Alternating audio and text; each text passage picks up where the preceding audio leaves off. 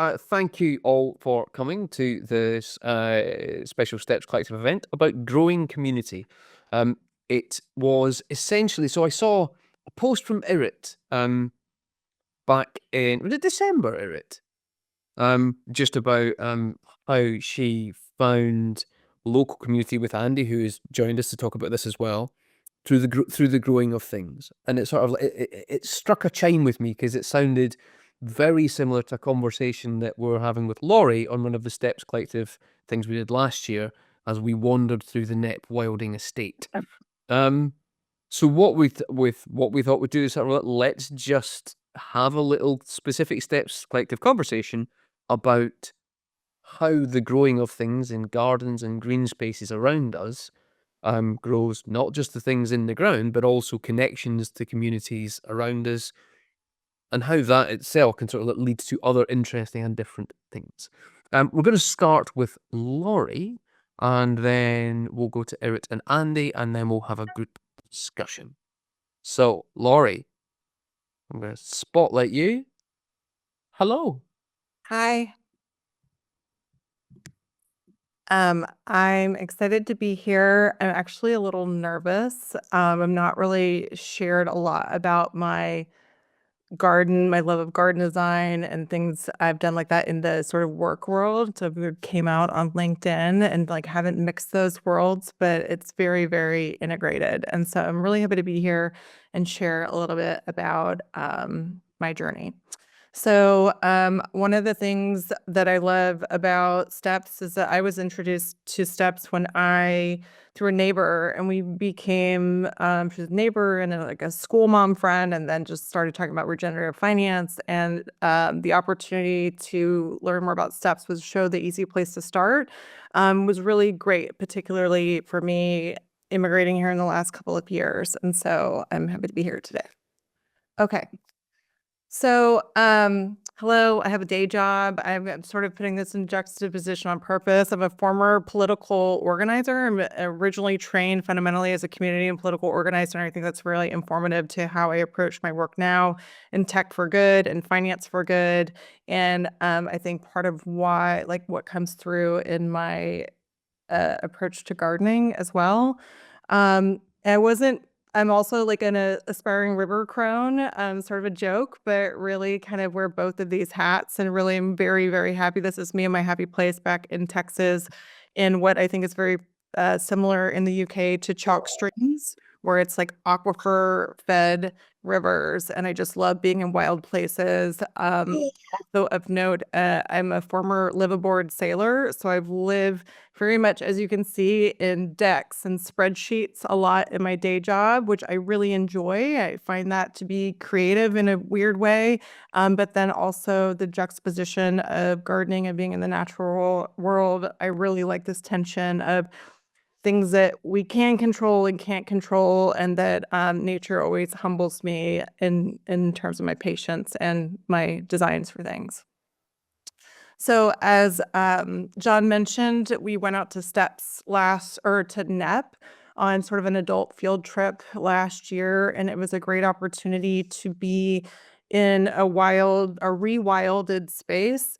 And it was actually really strange for me because I'm American, I'm originally from Texas, and I put this in here because there's 3 Englands that can fit in Texas and like an entire UK and some more. And so my approach from being in Texas to the UK, I'm like obviously learning a new climate on many different levels, and rewilding was strange to me because my colleagues that were on friends, people at Steps that were on the trip with us were really blown away. And I was like, what am I missing? And really opening up and learning about how much this island and this place has been controlled, and how much that comes across in the land management that in a place like Texas, we have, I'm from Texas in the United States, which has so much volume of land that it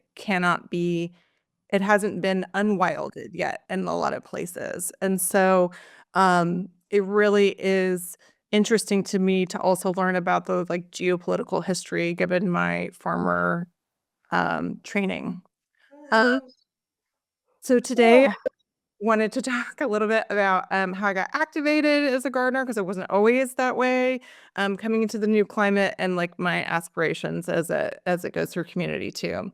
So this is my father. He is the world's leading expert on mesquite and cactus, which means that I was not interested in plants for a long time because I was drug around in nurseries. I was like in fields all over the world.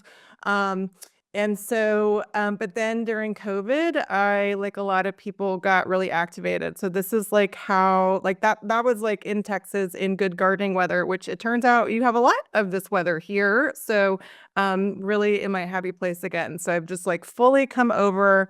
That was in the promo that is like me in the wild in my back garden. Um, this is my place in Texas that is really native plant driven, and it didn't start off like this. It was a big transformation that I took on not knowing anything about gardening, not having really house plants even, but one thing led to the another. And as you'll see throughout this presentation, anybody who knows me and works with me is I can get pretty hyper focused on the design of things. And I joke that I'm one of those like Steve Jobs lazy engineers that's like, I'm going to find the quickest path to getting it done. And so this is all sustainable native plants because we have a significant um, water issues in Texas, heat, etc. So it doesn't make sense for us to like water a normal lawn, which is a holdover from your English culture in our journey. So this is before and after. On the left is before and after, and then kind of in progress as we were building this out. This fence was made very much on purpose so that it was a friendly community fence that brought people, that we had a lot of walking traffic in our neighborhood. The like fire pit outside is designed so that it was very, very conversational and community oriented, but also provided safety for my young children at the time and pets and things like that. The process of that, it was, I guess you call it no dig gardening here, where I took this grass and that was just baked in the sun and did the sheet mulching, moved all this dirt myself. I got my Michelle Obama arms during COVID. I'm shoveling all this and was so happy to do that, laying out this design so that we could have that. Made my own garden design, which I worked with, I think probably Irit, like your Andy, maybe. I called her my gardening doula, and she was really helpful. She's a professional, but I said I wanted to learn. And so she took sort of what I was thinking and also some things that were already there and said, oh, if you like this, try this, because just how things evolve over time. So sort of check my work.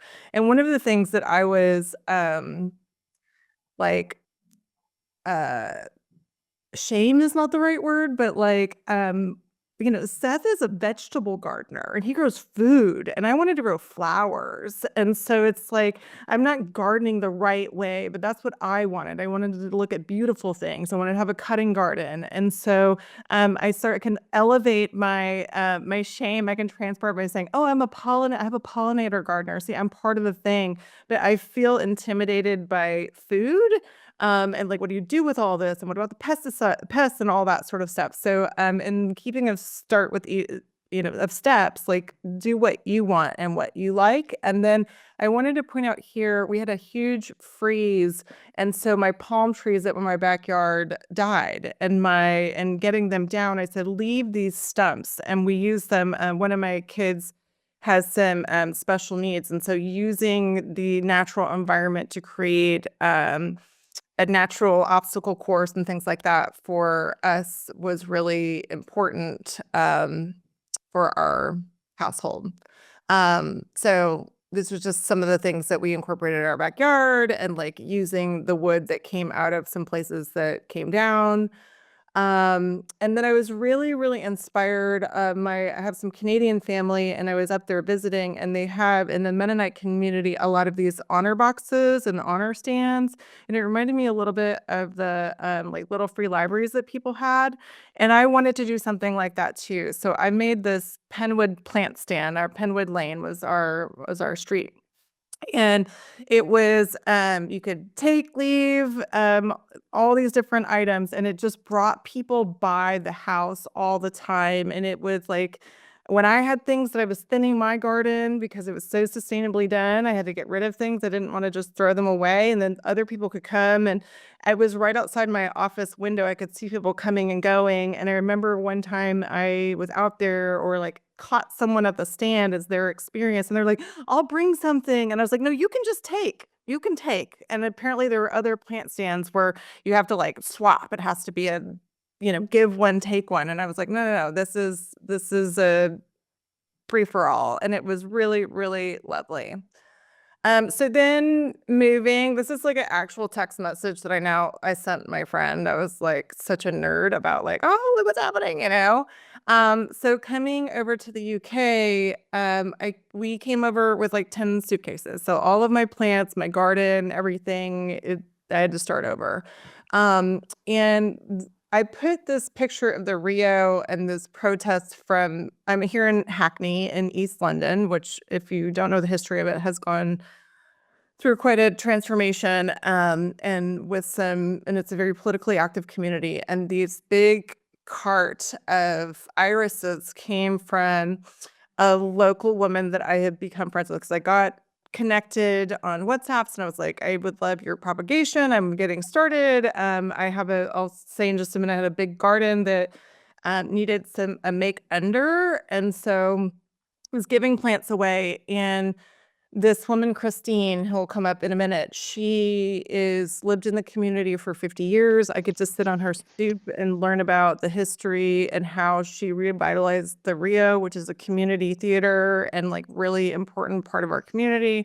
And she was a protester and like all these things. And so I get to meet people out and about swapping plants, giving things away. And it's just been a real natural and joyous way for me to integrate into my community. And we use these plants, these irises, for a purpose I'll talk about in just a minute. Another thing that I really like about the UK and discovered is the National Open Garden Scheme, where neighbors are opening up their gardens, and I've met so many of my neighbors just, it tends to be a lot of people over 60 and then me. And I love it. I love that we didn't have that where I was from, and I think it's lovely. I know how many plants you can fit in a black cab. Uh, I don't have a car here, and so finding new ways to get plants around. And so just thought I'd put that in there. And then this is the garden that we moved into here. It was completely overgrown, and I caught myself going, oh, it's a good thing I got here when I did, and really was just taking things out that were like editing this garden. So things that were quote unquote inappropriately placed because they would take things over, and giving them space to breathe and really just creating a new environment here for us in East London.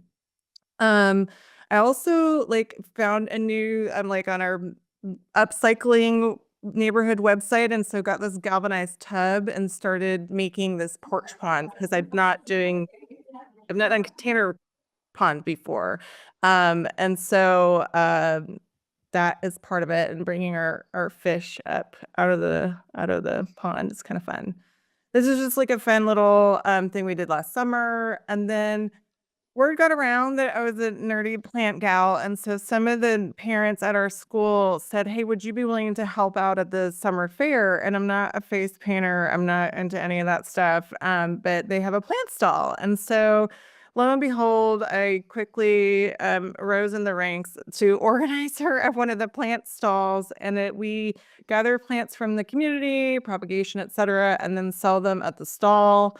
And it's really, really awesome. It was a great way to meet other folks, to get kids interested in plants. So that we did it during summer. The hot tip, if you put googly eyes on plants, they sell first. So that's been really fun. And then this winter, we kind of refreshed it of like of making garlands and educating folks about like why we originally had Christmas trees or like things like this. And it was this like, old school pagan rituals of thinking about the return of spring and bringing plants inside. And this woman here, this is me and Christine. She came to the plant stall, and she doesn't get out much, and so she come to school and like it participates in this. And also ironic that like us nerdy plant folks, like we kind of made this little wall of plants, and like all the introverts are behind it at the school. We're like by the DJ booth. We're like, no. Do you have like a quiet corner? That's where we need to be. Um, so you might think that it's like some people are like, hey, can you help me with this? Can you help me with that? And I'm not a trained garden designer. And this is like this is a casualty of my gardening and how I, get super dressed up in very safe equipment.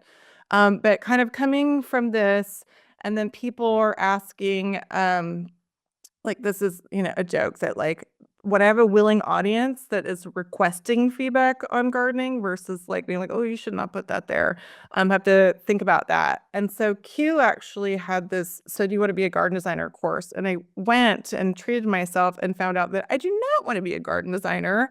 But I do appreciated the opportunity, and I have fun with my neighbors who are like, what should I do about this trellis I want to put up? And like, this is like the extent of my garden design at this point. You don't have to read all this, but someone's like, what can I do? And I'm like, what do you want? And it's a blast. I'm now looking more at like my aspirations of this is like being a river crone and like what do I want to do and where do I want to I have kids now, they're going to secondary school. And so looking for different parts of where we might want to go. And because I'm not a garden designer, I'm more of like, how do we landscape and like work with the land? And so looking at cultural fit, like I have all these considerations, as you might understand from someone who works in tech, and like, what's my algorithm? What's my timeline? This was from the summer, looking at chalk streams. And I've made this crazy map that we don't have to get into, but the point is like I'm being like very specific about different communities and what's inspiring, including like our trip to NEP and the Wheel to Waves project, that what can be in communities that really care about the land. So I'm gonna pause there after all that. This is like an old thing from 2019 that is still, I don't know what was going on in 2019, but it says, why are you so optimistic? Everything seems so messed up.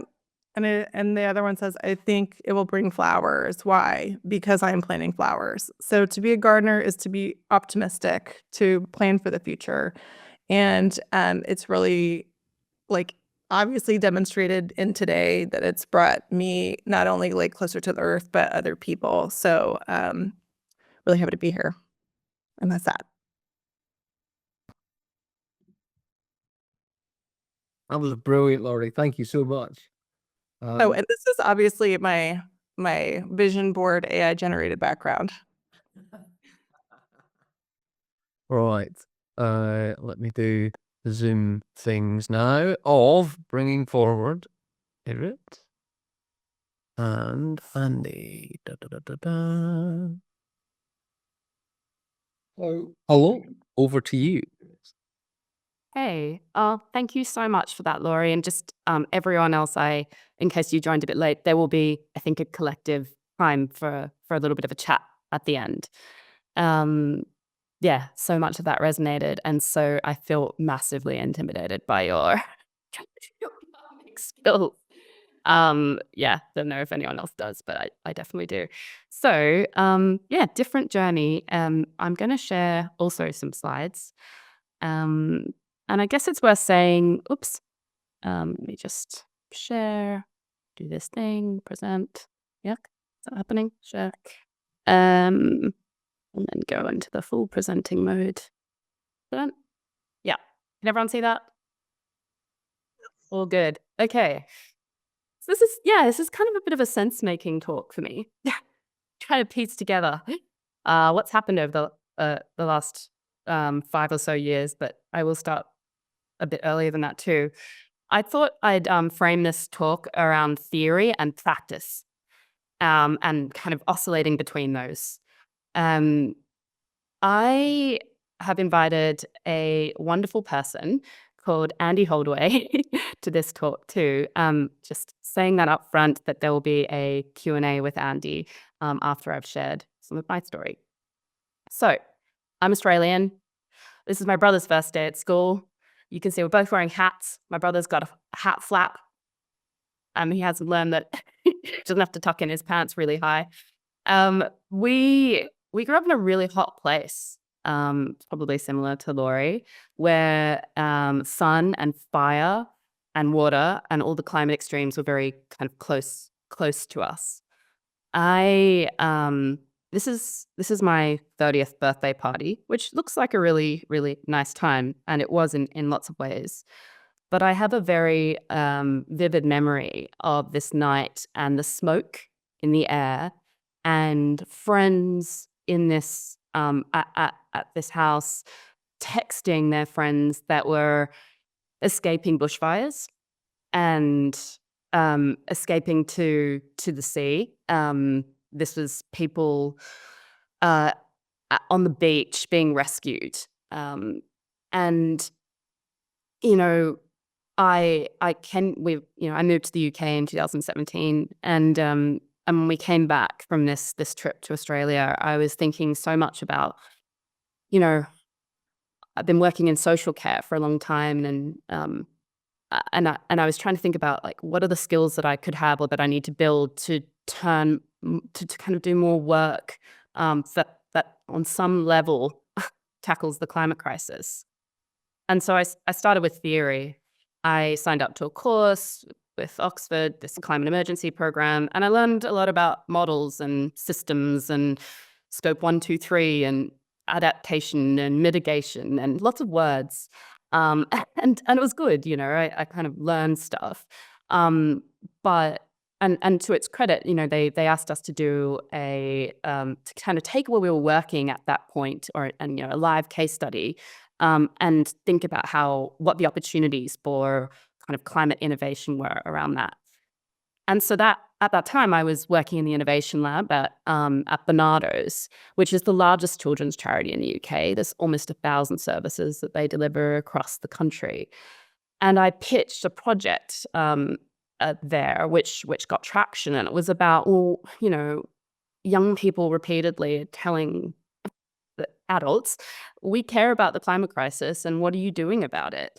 And so my provocation to Barnardo's was, well, we're not an environmental charity, but we have a stake in this. And so I did work around, well, how do we kind of face into eco grief, and how do we upskill our staff around that? How do young people who we support, who are often from the most deprived backgrounds or just living in poverty, access nature more? And also, how do we practically think about adapting our children's centres in the face of more flooding and other climate extremes? And we engaged young people and we learned a lot. And then we came up with programs. And so that was kind of, I guess, an example of like going from theory into practice, and how practice gets very messy very quickly, and there are funding constraints and lots of things to consider. Then I thought, okay, I want to learn more about growing stuff. So I signed up to a permaculture course and got a certificate in that. And again, it was, lots of theory, lots of reading, lots of great concepts. But I was we'd moved out to the Surrey Hills at that time, and the permaculture course was in London. And I didn't really feel, we were kind of doing a lot of hypothetical case studies. I just didn't feel a connection to where we were working. And I guess that kind of, it might have also been being like 8 months pregnant that affected how I was feeling at the time.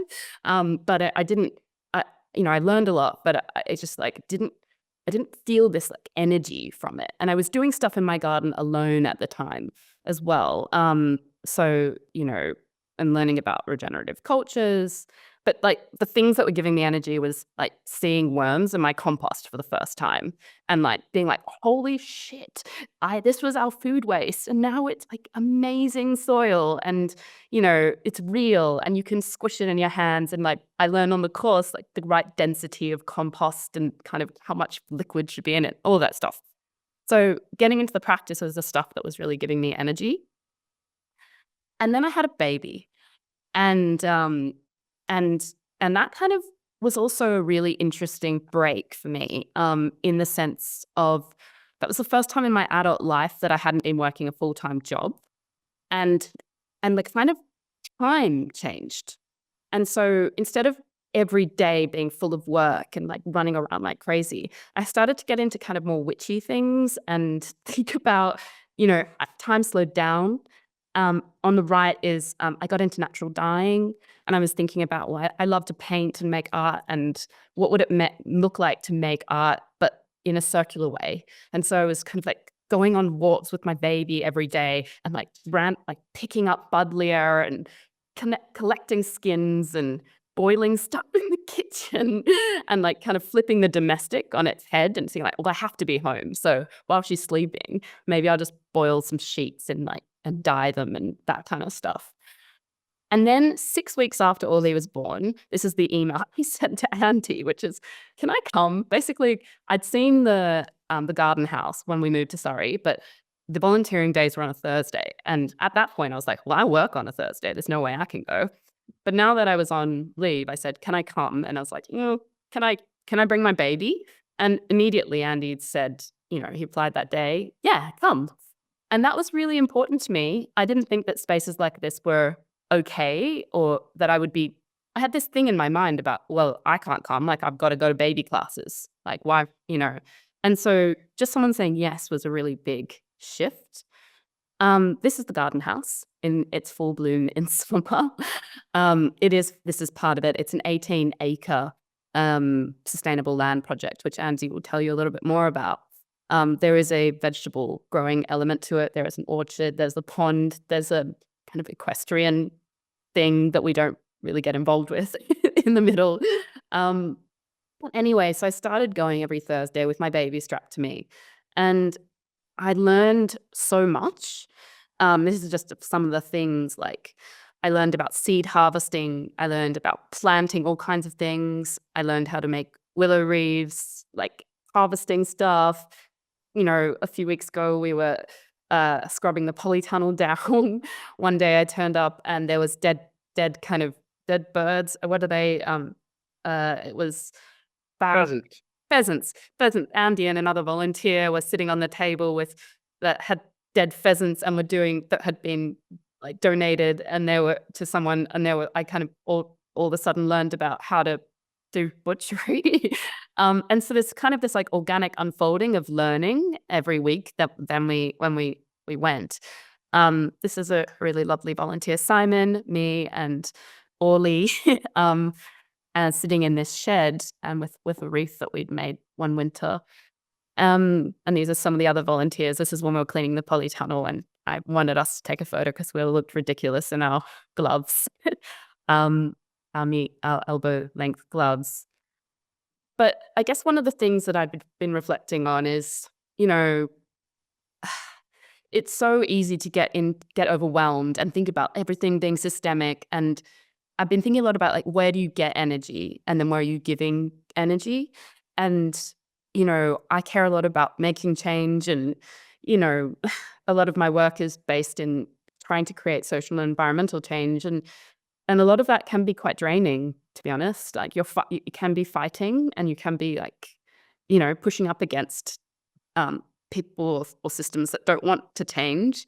And so there's something about the practice side, which I've learned that is just showing up and making time for tea. I continued to go to the garden house after I went back to work. I kind of stopped for a little bit, and then I had this thought that like a small act of rebellion would be to take an extended lunch break on a Thursday and keep going. And And every time I go, I feel like this surge of energy, and it helps me do other stuff in my life that's kind of connected to this. So that's just, in the spirit of starting small, showing up and making time for tea with people has been really small and an important realization for me.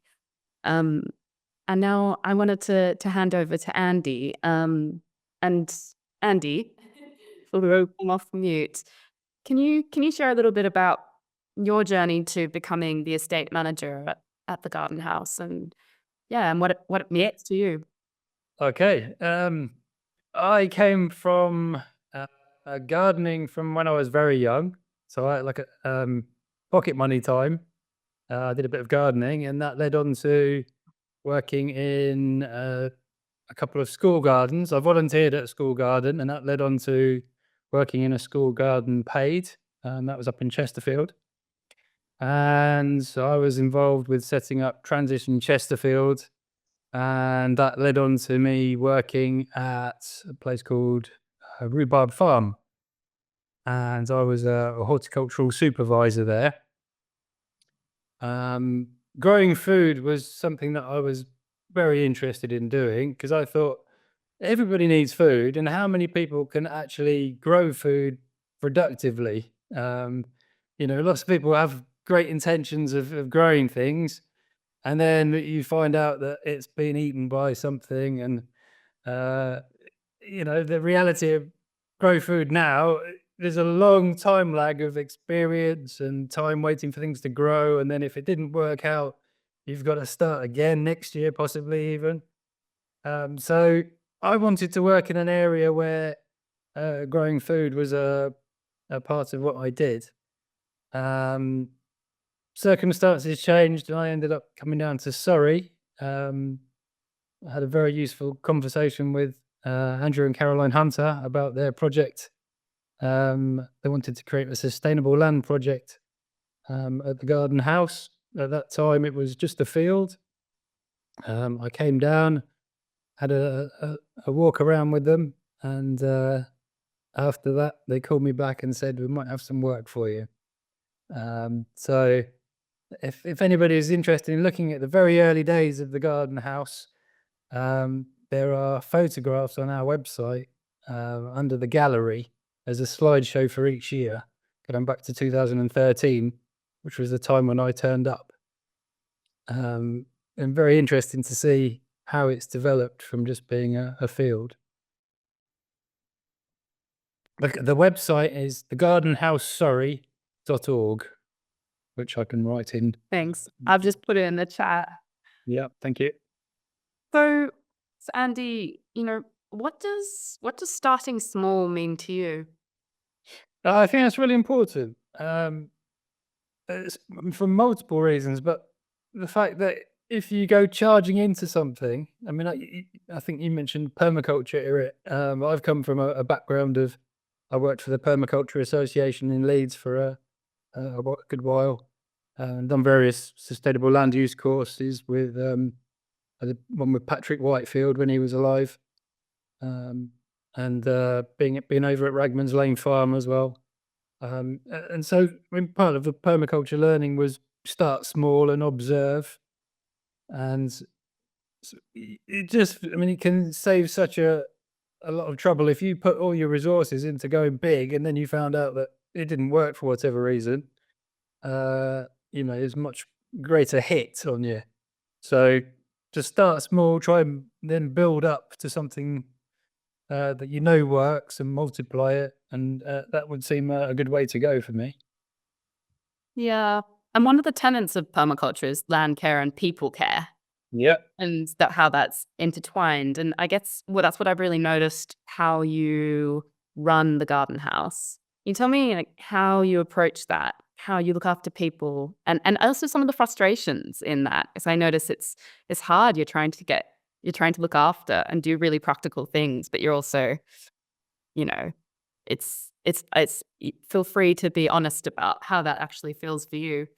Well, I must start by saying that the origin of a lot of stuff at the moment, the Garden House, it comes from Andrew and Caroline Hunter, which, thanks so much to them for making this project available to so many people and supporting me to do good and supporting other people that come through.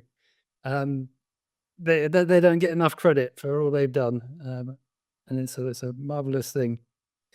Um, so, sorry, can you just repeat what you said there? Yeah, I needed was, I was just interested in what you've learned about like the social side of it. social side.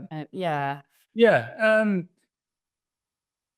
the garden house has evolved with lots and lots of different people that have come our way for one reason or another. We've had people who were working for Surrey Wildlife Trust. Sorry, I say working. They were training, and on the side of being a volunteer ranger at the Surrey Wildlife Trust, a few individuals then came and did a day working with us at the garden house. So we were feeling very much like, to support people on their journeys was a valuable thing, as well as, having some help to look after the estate. And bit by bit, we've got in touch with various groups who we thought might benefit from being supported at the garden house and who could help and enjoy the estate. So, I mean, all sorts of groups like the Grove team from Surrey Choices, they've been coming since the very early years and helping here. And I've had quite a lot of feedback where people have said how valuable their experience has been here, and they've appreciated the support that they get. Where I'm sort of trying to help people along. I appreciate that in many situations I might say to somebody, could you take this and just leave it there in front of the hay barn or something like that? It's the barn there. And then you watch them and they've gone miles past it and you're like, oh dear. I think there's a lot of extra patience required to support various people. I mean, only this last week, I had people helping in the woodlands. They were tasked with clearing up branches which had been left after doing some thinning. We planted the woodland in the end of 2013, and we're at the nice stage now where it's beneficial to take out a few trees here and there. So I felled a few trees and left this brash here and there as a task that I thought wasn't too difficult for some of the people who come. And I walked through the other day and saw that not only had they very well cleared up the branches, which is great, but they'd also removed quite a big part of a pile of habitat pile, which is like a purposefully left load of brash, which can then just rot down in the woodlands and create a habitat. And there was a toad hopping around. You could tell it was sort of thinking, "Oh, where's half of my house gone?" But there's that sort of patience and support, which is a really nice privilege situation to be able to support people like that. And we try and hold it together and do good. And then going on to what your element, Irit, of coming on a Thursday morning. The garden is a lovely little space with people coming in, helping out and growing vegetables and flowers. We try to be wildlife friendly and productive in the garden. And it's very much a case of we do what we can do while trying to keep everybody happy. And as you said, Eric, like the cups of tea, they seem like a very valuable part of what we do. We've had people from various backgrounds.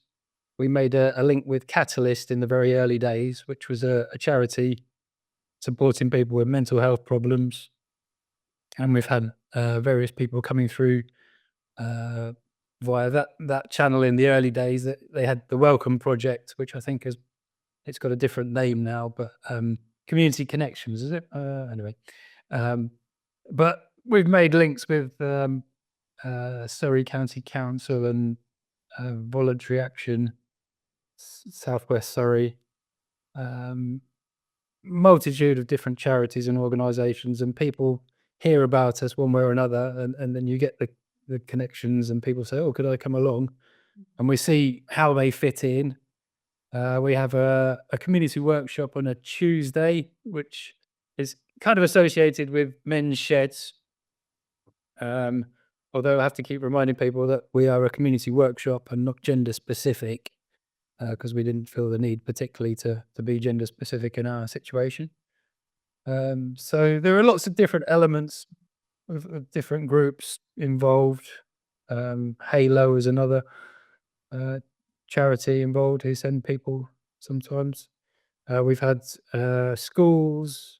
There's St Joseph's Specialist Trust in Cranley. They send people who are autistic and similar related special needs. So lots of people from different backgrounds, and we see what we can do. Which I'm sort of quite practically minded, and with the idea of wanting to start small. I'd like to do things really well and then build up, but often it comes back to somebody wanting to talk about something, and the cup of tea goes on longer than I might be wanting it to, and I'm really conscious of there's some seeds to water and some seeds to sow, and there are these things here that we've sown, but they need to be moved on, and if we don't protect these crops, then that's going to be undone. And anyway, we do what we can. Yeah, I think just to round off this this conversation, I guess it's reflecting on your patience. Like you have an amazing patience, and also Don't mind if it comes across that way. It's someone who's constant trying to hold it all together, but I do my best to keep the plate spinning all the time. yeah, and I've noticed people talking about some things that I'm not sure they've talked about before. Talking about not being in touch with their children, talking about bereavement, talking about there's very much these kind of healing conversations that I've witnessed, that I'm sure that you are part of a lot more than I am. But I think it's important to not it's that balancing, isn't it? Because you're healing the land, or you're creating, and people are healing there too. And anyway, thank you. Yeah, nice observations, and thank you. I think we're going to open up to some broader questions. So thank you, Andy, and Laurie, and back over to you, John. Thank you. I'm just, I mean, I have absolutely stacks of notes here. So I'm going to ask a couple of questions before opening it up to the floor. There's something in, and I think for everyone here, for people who have not done anything in this, because steps is always about show the easy place to start. But as all three of you described the connection with people through plants and growing things in space and whatever else, it occurred to me that it almost feels like, if I think back to when we grow tomatoes, for instance, right, there is that kind of like rush of excitement when you see the first actual tomato, not just a flower, right, but there's kind of like, oh, that's a tomato. But I think, do you find yourselves feeling that when you sort of like you have the first conversation with someone around this, to suddenly go, oh, that's interesting. Oh, I wasn't oh, that's really exciting. I've had a conversation with someone I maybe didn't expect to have it with, or have a new conversation with someone in a different way about a different thing. Is that something you recognize? Yeah, so I work out at a local studio, and there's a lot of younger people who are like doing handstands, and I'm into what's called functional movement. I just want to get off the floor for the rest of my life. And I got a lot of that when I was like doing my gardening and stuff like that. And I found out that my one of my trainers, or the people who lead the classes I take, she is like very good at what she does, but like very beginner at gardening. And I was like, well, tell me about that. And what are you doing? And she's like, I'm just so nervous I'm like, what about your design? She says, I'm nervous to get it right. I said, well, you're not going to get it right. And it evolves. And so like, what if you played with it and you sat down at a blank sheet of paper, and you just, now is the time in winter to just walk around and see what you like and what's in bloom, and like enjoy it. And it like trying to like nail it. I think when you're looking at a recreational space that you want to enjoy and it's your garden, it was like a revelation to her versus like when I'm in her class and I'm like trying to get some sort of skill right. It's like, well, I remember when I was like a kid and we would go in recess and you're playing, and bringing that joy into it and helping make it accessible for people who are, again, like overwhelmed or having the climate anxiety that's very real versus what can I do in my area of the world that brings me joy and I can start. And I really like providing that for people because I knew what I knew there in Texas and like native plants, but now I mentioned it a couple times, I'm in a new climate, so I have to be a beginner again. And things that I couldn't grow there, I can grow here. And part of the reasons we moved because of climate challenges. And so and I'm like, oh, this is in bloom. And my neighbors here are like, it shouldn't be in bloom right now. So learning just being in the play of it and learning.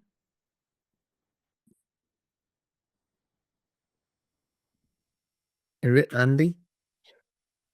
I'd just like to say, the fact that Irit came along and made time. She said about making time there for things. You really brought life to the project. I mean, there's such a balance of different people that your nature really helped me apart from apart from anybody else.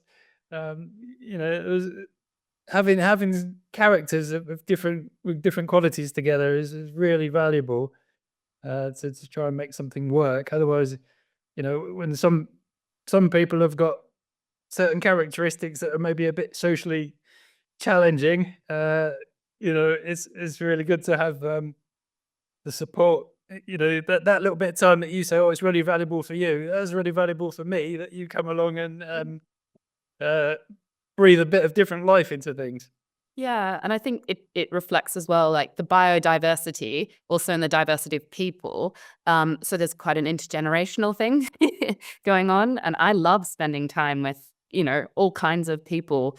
And so spending time, and also just like people that have had very different lives, people that have very different worldviews, different politics, all of that is good. It's good, especially if you're kind of coming together around a garden, something that you'll connect around. So, it's mutual. I get energy, even though it might not. Yeah, I get energy from them and that kind of thing. I have a note down here, which is based on something Laurie said about your plant doula, the sort of like, oh, my Andy. And I just think it's sort of worth considering for everyone here, sort of like, sorry to keep using you as the example, Andy, but that's it, you are the Andy. Who is your Andy and who are you and Andy to? Because it's sort of like, even in the kind of, you go, well, I don't know much, I don't know anything about this and so on. But I think the thing that you just observed there, Andy, was we have different skills and different things we've learned that bring to these spaces in a way that you don't necessarily think, oh, well, I can run a workshop in a design space. Well, that's no good because I'm going down the garden. I go, no. Exactly that sort of thing of being able to bring together people in a way that allows everyone to play a part. And the initial social movement of a space is a very useful thing. And so even if you don't think you are an expert, and this is the Steps Collective, none of us are experts in anything really. That's bring what you have and sort of get excited for the things that you notice. Has anyone got any questions? I'm going to sort of I'm going to unspotlight everyone so that we can see the whole room. If anybody has any questions, there's quite a few of us, so I might say, let's say, use the, what do you call it? The hand, raise your hand, or just shout. There we go. Can see everyone now. Thoughts, questions, reflections, things you appreciate. The people who really know the really good growing practice. I know Ian Tolhurst, Charles Dowding. I've come across Richard Perkins. There's some great people out there who I think just have got so much great information, and getting hold of that information so you can learn off other people's experiences, standing on the shoulders of giants. Um, that's where what's really floats my boat. It's just having the time to to sort of be able to learn from these people, or the opportunities. And the context as well, actually, Andy. It's kind of like the sort of like and to what grows in a particular place. And so it's interesting for me that both Irit and Laurie have come from very different contexts in an environmental sense of Australia and Texas. But even just those small conversations with people who have more knowledge of that context, it goes, oh, that's unusual. This is not a thing here. So like, Yeah. When I was at Q, I asked a very unknowingly provocative question. I was in this "So you think you want to be a garden designer" course, and so one of the teachers was saying, "Oh, it's kind of a joke that we all design with the same 20 plants." And I said, "How many of those are native?" And woo, shouldn't have asked that question, because they're like, "Well, how long are we going back? Like, what's native?" I mean, I feel like people ask that question and they don't really understand what they're asking. I mean, they weren't being rude to me, but I walked it back saying, "Well, I'm from a place where we have these major considerations about water usage and other thing, and it's not feasible." And I think the word was feasible and feasibility. And so, it was not unwelcome in the room anymore, but also like at Q, where they've collected everything from everywhere. And so I think that I'm really looking at like what works in a space that is gonna thrive there. And if you, I don't know, like try and force a solution, it doesn't work so much. thank you. Hardeep. Great, thank you so much. It's been incredibly fascinating, inspiring, and I've got loads of notes as well. But it was an observation, then a question, which with each of these three journeys, in terms of the evolution of where you come from, where you are, and the richness of where you're going, is the importance of like liminality, of like being in between states, and it allows for the opening for something to come in, right? The transformation, evolution. It can seem as benign as a need for a move, or bringing a child into this world, a change of circumstance. And so I'd love to hear your thoughts, really, what it is about recognizing actually you're in an in-between state, and actually that's the opportunity for something to come in, and how maybe we can prime ourselves more, or the conversations we have about these kind of movements, we're ready to catch people who might be in these in-between spaces to know actually this is an invitation to open into something different. Yeah, make of that what you will. That's so beautiful. I love that. That's such a lovely way of thinking about it. Yeah. Yeah, it does, because I guess it's about intention, isn't it? Like coming back to like when there's a change, there's intention. And I guess personally for me, we've actually decided to move back to Australia. And I'm thinking about like what's the intention there in what you do, what community you're part of, what you spend your time doing. Yeah, all of that. I feel like that's also part of getting older, maybe. Just being a bit more aware of that. Yeah, don't know if anyone else has reflections on that, but yeah, that resonates a lot. I think the garden also puts me in the practice of everything's always changing, because I like to put things in a spreadsheet and have things be a certain way and pretend that it's going to be like that, and like check it off the list.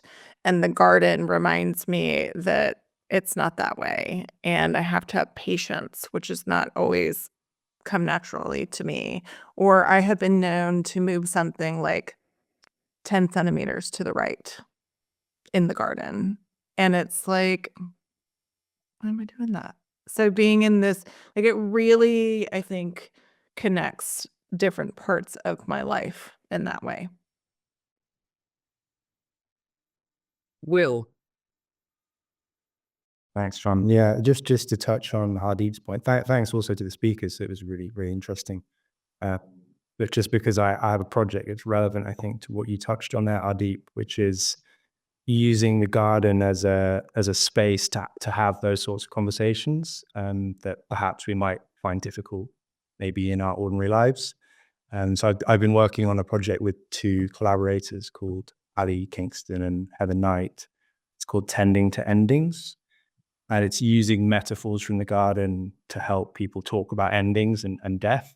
And I think you're right that the garden is a space where, because of our kind of interactions with maybe other forms of intelligence, plants, other creatures, it's a safe environment. It's an environment where we can kind of feel held by other people in a social context as well. I do think you're right that it enables us to open up in a way that we might not in maybe if we're in a work context or at work or even with our family, we might not feel. Perhaps I think our ordinary lives can kind of set us in a certain way of looking and thinking at things, which the garden helps us to expand in a certain way. So also we're prototyping our card deck that we've made with these metaphors. So if anyone's interested to help us develop that, I'd love to hear anyone who's enthusiastic, and we can ping you a free deck to play with, and we'd love any feedback. So do get in touch. Maybe John can pass on my details if you're happy to do that, John. Yes, more than happy. And of course, and now you've just volunteered yourself to come to Cardstock, which is a different meetup, although there are some people here there as well. Cards and gardens. I'm conscious we're at the top of the hour. Fiona, we'll take a question from you and then we'll close. Yeah, quick question. So I was very struck by the point that came out of all the speakers today, where it's that sort of idea of starting small and measuring. And then your point, Irit, about permaculture and that land care and people care. And in a problem space I'm exploring at the moment, I'm trying to think about how to think about digital processes. And how does that fall under people care or land care, or where does it sit when it's kind of ethereal and hard to grasp? So I just wondered if you had any thoughts about that from your perspectives. Well, on one hand, I think what's interesting, just on a really basic kind of like of the moment thing here, there's like, we think of AI or think like being ethereal, but it has a very tangible carbon cost. So there's the kind of side that, probably everyone knows, but, how are we countering that? And how do you kind of make sure that when we're investing in or using AI, that we're making sure that that's through a renewable source at the very least. But yeah, it's something interesting about how do you take a kind of what would I guess would be helpful to hear a bit more about what context you're talking about. Talking about digital systems or who's building things, or yeah, It would be, I'm doing a talk for Brighton Green SEO, where it's myself and a behavioral scientist, and we're talking about ways that we've worked together in the past to think about changing behaviors towards the positive around sort of sustainability behaviors, so habit forming and habit building. But it occurs to me that actually it's when you add in the additional piece of kind of digital habit building and thinking, let's not make the server bigger. There's always the make it bigger button. But actually having a thought process around that. So it's just when it's tangible, when it's things that you can see in the world that are impacted, there is that, like you said, eco grief, there's those things. But are there any thinking that could help structure that further? Yeah, I could say something on that. I use the internet many times to look up a problem or try and find a solution, and I've just been looking at bridge grafting, which has been very useful. I wasn't aware of it because of rabbit damage around the bottom of tree trunks. So I think it's a very useful resource, and getting current recent update information from people, you can see what people have fed back, has been very useful. But also in recent times, I've just had a little dabble with Chat GPT with AI, and I was trying to find a solution to a clock radio problem. I wanted to make a display bigger, and I asked it straight out for the particular model I've got about could I do this, and it came back with an answer and a very clear-cut strategy of select this display and do this and do that, and you know that'll be it. It totally doesn't work. So, you know, what else might it tell you to do in the garden situation that is completely wrong? So I don't know, just a bit of caution, but it's maybe a useful place to start off.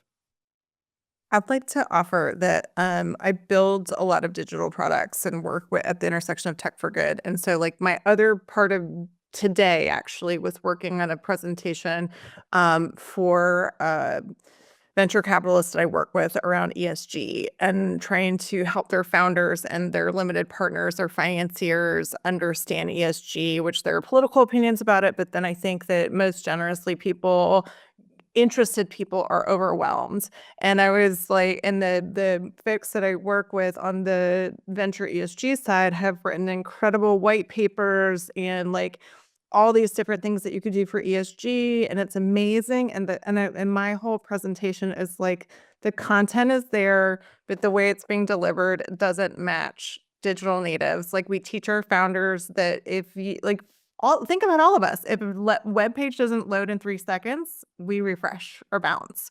And so I am at once like, what's the most that it can be and what's the least that it can be? And so like what I'm proposing to them is we do a lot of like, we as consumers do a lot of online quizzes that like are if then statements, right? So if I want to go buy vitamins, it's like, are you over 40? Are you this, right? And then it goes like, these are the ones for you. And so trying to make this information very accessible to busy people who are used to consuming information in a certain way so that we can meet folks where we're at. And so sometimes from my background in politics, and then now I know how the details are incredibly important. We have to have the white papers and the research, but then how we feed that information back out to normal people who have other things they're working on. I think there's a huge opportunity to, I know it's overused, but like gamify things so that it's fun and we're in it and it's accessible versus being totally overwhelmed.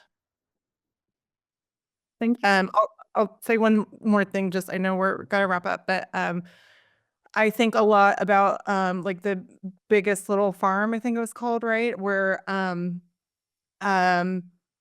long story short, they had this huge snail problem and then let the ducks eat the snails. And so like creating these systems of like what can help with the natural systems. I put in the presentation, I did this porch pond.